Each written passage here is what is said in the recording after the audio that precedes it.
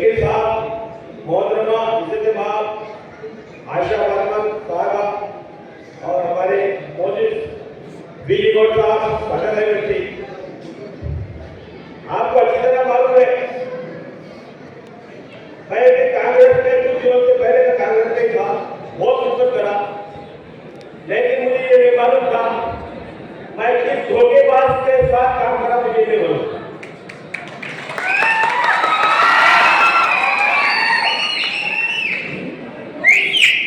हमारे एमएलए साहब यहाँ पर आकर जीत गए, कम से कम पौने 3 साल का अर्सा हो रहा है। क्या क्या तय होना गवर्नमेंट की तरफ से आए हैं, क्या क्या तय होना और कम्युनिटी को दिए हैं, आप अच्छी तरह जानते हैं, कोई भी अमल नहीं हुआ। और ये सुदर्शन साहब को आपको मालूम है ना, सुदर्शन साहब भोजन की तब्दीली को खत्म करने वाले 2 आदमियों का हाथ है, एक तो तेलुगुदेशम पार्टी का, दूसरा सुदर्शन साहब का।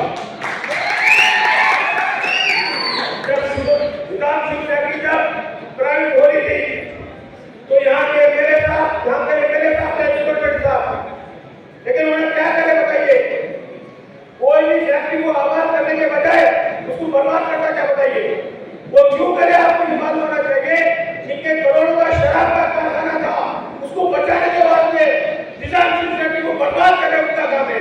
आज शकनगर के आदमी जो है आज भीख मांग रहे हैं, मोहताज हो गए, पैसे तो मोहताज हो गए।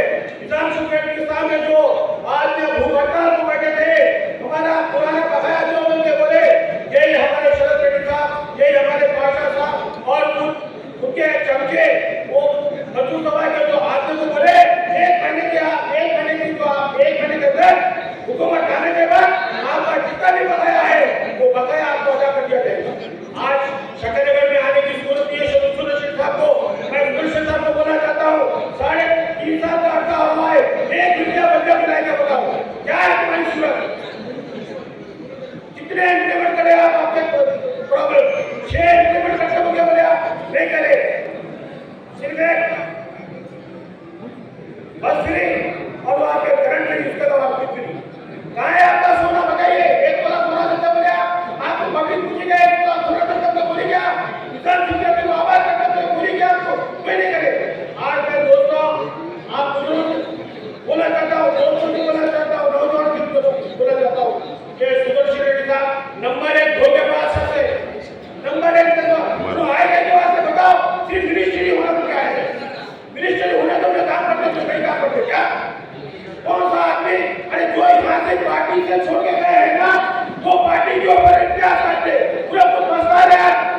आज जो पार्टी टीआरएस पार्टी को छोड़ के सुदर्शन साहब के पास गए हैं, पूरा पीछे सफे में बैठे हुए, पीछे सफे में उनको एहसास हो गया है कि ये आदमी काम नहीं कर सकता, उनके पास काम करना है तो उनकी जी उतनी जरूरी है, उनकी जी उतनी बोला जरूरी है।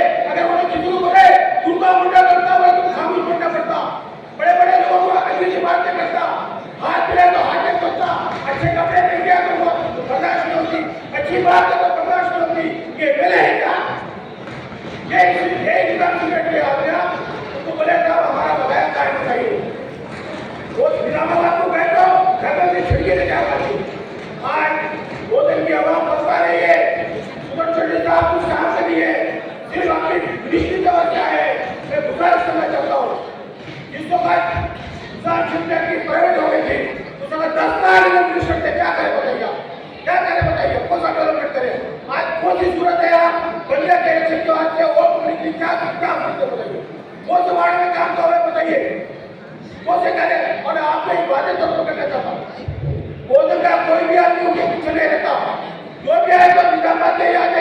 1 मिनट भैया, ऐसे इंसान को हम यहाँ से जिता के लेके आज तमाम से बोधन की आवाम से मैं अपील करना चाहता हूँ, गुजारिश करना चाहता हूँ, मैं आपका बेटा हूँ, भाई हूँ, देखिए आपके दुख दर्द में हर वो पल में आपके साथ था, आपके बच्चे की शादी रहने दीजिए, आपके घर की तकलीफ रहने दीजिए, स्कूल की बच्चे की फीस रहने दीजिए, आपके घर में ईद रहने दीजिए, आपका भाई आपका बेटा हमेशा आपके साथ खड़ा है। मेरे को इंसान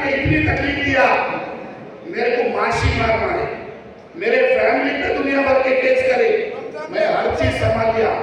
मेरे को तकलीफ क्या है कि मेरे हालात ऐसा कर दिया कि मैं आपको तोहफा लेने के भी काबिल नहीं रहा। उस तरीके से मेरे माशी हालत तोड़े गए, उस तरीके से बोधन की गरीब आवाम को नुकसान पहुंचा गया। आज मेरी माँ बहनें खून के आंसू रो रही, परेशान है, बेबस है, लाचार है। इस तमाम का वजह इन तमाम चीजों की वजह से सुदर्शन थी। मैं आज तमाम से गुजारिश कर रहा हूं, अगर बोधन के हालात बद से बदतर करना है तो कांग्रेस पार्टी को फिर से और अपने जिंदगियों को खत्म कर लेना है, बर्बाद तबाह हो जाना है तो कांग्रेस पार्टी को और मैं आप तमाम से गुजारिश करूं, मेहरबानी करके आप लोग सोचिए, जिन संगीन हालात से आप लोग गुजर रहे हैं उसके बारे में एक बार सोचिए। मैं तमाम आवाम से गुजारिश करता हूं कि आज वक्त आया, ये वक्त में आज फिर से हमको शकील भाई बुलाना है, केसीआर बुलाना है, बीआरएस पार्टी बुलाना है, अपनी बात को वापस लाना है, अपने जिंदगी को अच्छा करना है तो ये म्युनिसिपल इलेक्शन जीतना है। मेहरबानी करके आप तमाम लोग ये बहरूपियों की छोटे बातों में अगर फिर आएंगे जिंदगी खत्म हो जाएगी।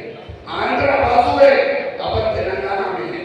आंध्रा में 4,000 रुपए पेंशन है, 4,000 रुपए पेंशन है। मैं बैंगलोर से फ्लाइट में आ रहा था, एक पुल्लाराव साहब बोल के मेरे दोस्त है, पहले तेलुगुदेशम में काम कर रहे थे, साथ में एमएलए गुंटूर। उन्होंने मेरे को बोल रहे, अरे मुंबई में रेवंत रेड्डी ప్రజలు ఇట్లా ఓటేసి ఎట్లా నమ్మిండ్రు మీరు మళ్ళీ మీ దగ్గర పెన్షన్ ఎంత వస్తుందని రెగ్యులర్ వస్తుందని అని చెప్పి అరే ఇంత దౌర్జన్యం, ఇంత మోసం చేస్తారు ప్రజలు. మా దగ్గర 4,000 ఇస్తున్నాం, వికలాంగులకు మా దగ్గర 6,000 ఇస్తున్నాం అని చెప్తాను. అయితే మీకు 2,000 పెన్షన్ ఇస్తారు, 4,000 చేస్తారు, అది చేసిందా? గట్టిగా సౌత్ బోరన్ అంటే గల్లి నుంచి టీవీకి రావాల సౌండ్. ఎందుకంటే అన్న వచ్చింది, అన్న వస్తే సౌండ్ జిల్లా అంతా అంచలేదు, నిజామాబాద్ నుంచి అంచలేదు.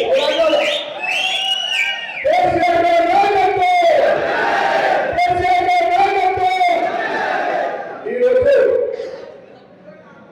మరి బోధన్ నియోజకవర్గంలో ఇంత పెద్ద అధికారులుగా విచ్చేసినటువంటి మాజీ మంత్రివర్యులు బాల్కొండ శాసనసభ్యులు వేమూరి ప్రశాంత్ రెడ్డి గారు, ఆర్మూరు మాజీ శాసనసభ్యులు, నిజామాబాద్ బీఆర్ఎస్ జిల్లా పార్టీ అధ్యక్షులు ఆసనగర్ జీవన్ రెడ్డి గారు, మాజీ ఎమ్మెల్సీ బీజీగౌడ్ గారు, ఆయేషా పాటిల్ గారు, గిద్దావర్ గంగారెడ్డి గారు, నరసింహరావు గారు, వేదిక మీద ఉన్నటువంటి ఇక్కడ పెద్దలు, వేదిక మీద ఉన్నటువంటి మా గులాబీ సైన్యం, అదేవిధంగా మీడియా మిత్రులందరికీ పేరు పేరు నమస్కారం. అయితే నేను ఇప్పుడే బోధన్ పట్టణంలో ఎంటర్ అయి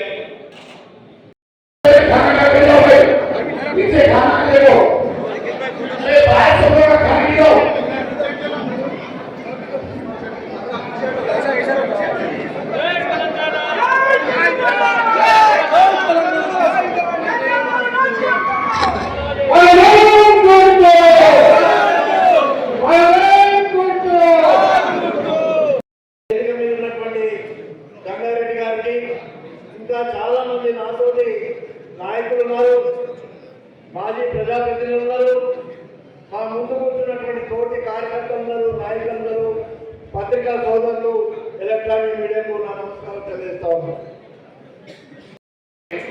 ఈరోజు మన పార్టీలో జాయిన్ అయిపోతూ ధన్యవాదాలు. సీనియర్ నాయకులు ఆయన ఎక్కడ ఉంటే అయిపోయారు.